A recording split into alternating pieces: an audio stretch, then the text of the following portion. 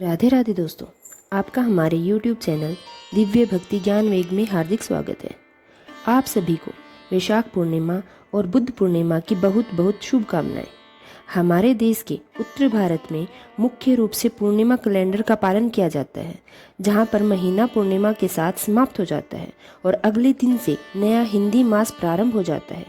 वहीं दक्षिण भारत में अमांत कैलेंडर का पालन किया जाता है, जहां पर अमावस्या तिथि के बाद से नया हिंदी मास प्रारंभ होता है और अमावस्या किसी भी महीने का अंतिम दिन होती है। आज के इस वीडियो में हम आपको बताने वाले हैं कि वैशाख पूर्णिमा यानी बुद्ध पूर्णिमा की तिथि और शुभ मुहूर्त के बारे में। इस बार वैशाख पूर्णिमा दिन भद्रा भी लग रही है, तो भद्रा का वास कहाँ रहेगा, भद्रा काल कब से कब तक रहेगा, पूर्णिमा का व्रत किस दिन किया जाएगा, चंद्रोदय का समय क्या रहेगा, श्री सत्यनारायण भगवान की पूजा या व्रत कब किया जाएगा और इस दिन रहने वाले अन्य शुभ अशुभ मुहूर्तों के बारे में भी आप जानेंगे। वीडियो अच्छी लगे तो लाइक ज़रूर कीजिएगा और इस दिन हमारे चैनल पर कथा भी ज़रूर सुनिएगा। बुद्ध पूर्णिमा की तिथि हिंदू धर्म में विशेष मानी जाती है, क्योंकि माना जाता है कि इस दिन गौतम बुद्ध का जन्म हुआ था। इसी दिन उन्हें ज्ञान की प्राप्ति हुई थी और इसी दिन उनका महान निर्वाण भी हुआ था। इस पवित्र दिन में बोधि वृक्ष यानी पीपल के पेड़ की पूजा का विशेष विधान है। इसलिए इस दिन श्रद्धालुओं को सुबह के समय पीपल की जड़ में कच्चा दूध और जल मिलाकर अर्पित करने के बाद शाम के समय दीप जलाने के बाद 7 बार परिक्रमा करनी चाहिए। इस दिन सुहागिन महिलाएं अखंड सुहाग की प्राप्ति के लिए परिवार में सुख समृद्धि की कामना से व्रत रखती हैं। इस व्रत को कोई भी रख सकता है। इस बार वैशाख पूर्णिमा के दिन ही कुश जयंती भी मनाई जाएगी, जो कि भगवान विष्णु के कुरम यानी कच्छप अवतार को समर्पित है। हिंदी पंचांग के अनुसार हर साल वैशाख शुक्ल पक्ष की पूर्णिमा को कुश जयंती मनाई जाती है। मान्यताओं के अनुसार कुर भगवान की पूजा करने से समृद्धि और दीर्घायु प्राप्ति होती है। इस अवसर पर तीर्थ स्थान या फिर स्नान दान आदि कर्मों का भी विशेष महत्व है। पूर्णिमा तिथि भगवान विष्णु, माँ लक्ष्मी, चंद्रदेव और भोलेनाथ को समर्पित मानी जाती है। इस बार पूर्णिमा तिथि 30 अप्रैल दिन गुरुवार को रात 9:13 से प्रारंभ हो रही है और पूर्णिमा तिथि का समापन 1 मई दिन शुक्रवार को रात 10:52 पर होगा। ऐसे में उदय तिथि और चंद्रोदय व्यापिनी तिथि के अनुसार 1 मई दिन शुक्रवार को ही पूर्णिमा का व्रत स्नानदान किया जाएगा।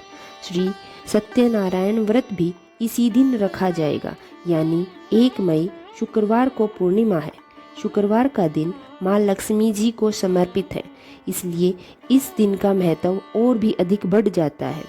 ब्रह्म मुहूर्त शुक्रवार के दिन सुबह 4:20 से 5:08 तक रहेगा, जो कि सुबह स्नान और मंत्र जाप पूजा पाठ के लिए उत्तम होता है। सूर्योदय होगा सुबह 5:57 पर और सूर्यास्त होगा शाम को 6:50 पर। इस दिन सिद्धि योग रात 9:13 तक रहेगा। अमृत काल शाम 6:55 से रात 8:41 तक रहेगा, जिस समय में आप शाम की पूजा और दीपदान कर सकते हैं। शाम के समय माँ लक्ष्मी जी की पूजा प्रदोष काल में करनी चाहिए, तो अमृत काल में आप माँ लक्ष्मी की पूजा कर सकते हैं। अभिजीत मुहूर्त सुबह 11:58 से दोपहर 12:49 तक रहेगा, जिसमें आप श्री सत्यनारायण भगवान की पूजा या कथा श्रवण कर सकते हैं। राहु काल सुबह 10:30 से दोपहर 12 बजे तक रहेगा और भद्रा काल गुरुवार की रात 9:12 से शुक्रवार की सुबह 10 बजे तक रहेगा। इस बार भद्रा का वास पाताल लोक में होगा, इसलिए यह भद्रा पृथ्वी लोक पर अशुभ नहीं मानी जाएगी।